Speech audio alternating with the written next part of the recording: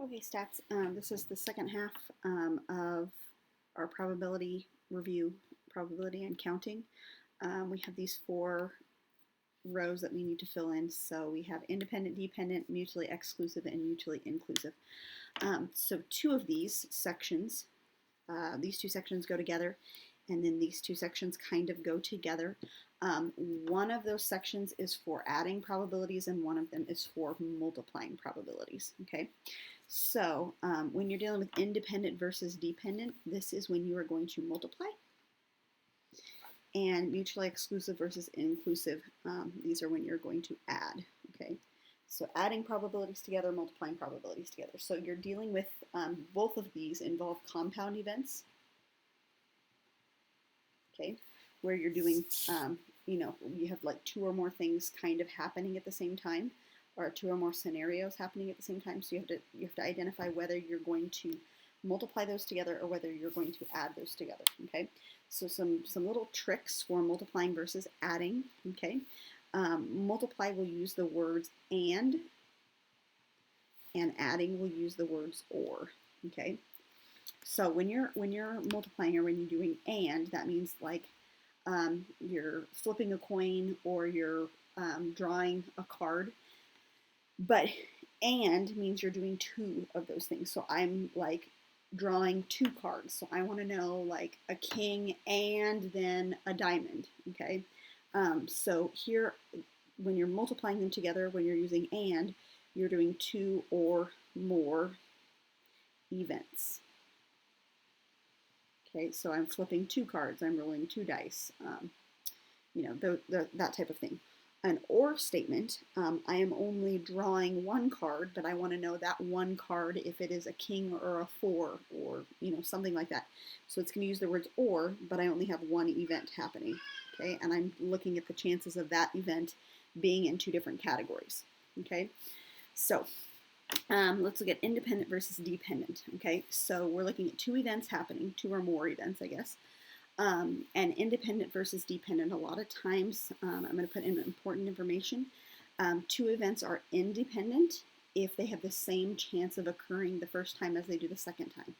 Okay, which a lot of times involves replacing. Okay, so if they use the words replace, like I've replaced the card or I've replaced the marble back into the bowl. All right, okay, I'll get it. Go on downstairs. So if they replace this, okay, all right. Okay, leave it up here and I'll bring some down. If they use the words replace, then that means those events are independent of one another, okay? They're dependent upon one another if I'm not replacing. Okay, so independent versus dependent, what I'm going to do is I'm still going to take two fractions and I'm going to multiply them together. If I'm doing two events, if I'm doing three events, I would take three fractions, multiply them together, that type of thing, okay? So same thing here, except this one usually will involve one less for your bottom number, okay? And sometimes your top number. All right, go on. So one less here, all right? For example, let's do, I'm going to do draw two cards. And I want to do a king and a four. Okay, so I want to know the chances of me getting a king and then the chances of me getting a four. Okay, so when I do that, I'm still going to end up multiplying. Okay, and I'm going to put with replace on here just so that we're clear with that, with replace. So king, there are four kings out of 52. Okay, and fours, there are 4 out of 52, okay? Because I am replacing it, that means that it's going back into the pot, so I have 52 cards the second time, same as the first time, okay? And then what I can do is I can reduce these. 4 over 52 is 1 over 13, and 1 over 13, so if I'm multiplying those together, I will get 1 over 169 is my probability of that happening. So the chances of me drawing a king and then drawing a 4 are 1 out of 169, which is a little less than 1%. Okay, so not a very high chance of that happening. Okay, now I'm going to do the same scenario. I'm going to do draw two cards, but then I'm going to do a king and a 4. Yeah. Okay, and then I'm going to do not replacing. Okay, so we're still going to multiply this together. I still have 4 out of 52 to start with, and then I have 4 out of 51 the second time. Okay, now if I was doing 2 kings in a row, this would be 4 out of 52, and it would be 3 out of 51. No, go on downstairs. Go on. Go. You have to be quiet. I will get you some juice. Go downstairs and I will get you some.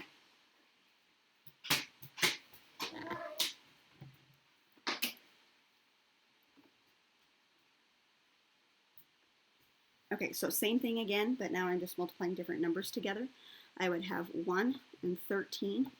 4 and 51 won't reduce, so I'm just going to leave that as 4 and 51. So 1 times 4 is going to be 4. 13 times 51. Calculator here. 13 times 51 gives me 663. So that's going to be my chances there. Okay, that's the probability of that happening. Right now, for an OR event, okay, we've got only one card being drawn, or one marble being chosen, or one person being chosen. Okay. And this was like the chances of, you know, me having a volleyball player and a junior. Okay, I could have volleyball player and a junior at the same time. So those events would be inclusive. When I have exclusive, that would be like a junior and a junior or a senior. Okay, so you can't be both. Get out of here. That would be like both a junior and a senior at the same time. Okay, and I can't have that. So those events would be exclusive. Okay, so I'm going to do a scenario with the cards again. So I'm going to say draw one card. And I want to know a king or a 4. Okay, so a king or a 4. So there's that or word again. Okay.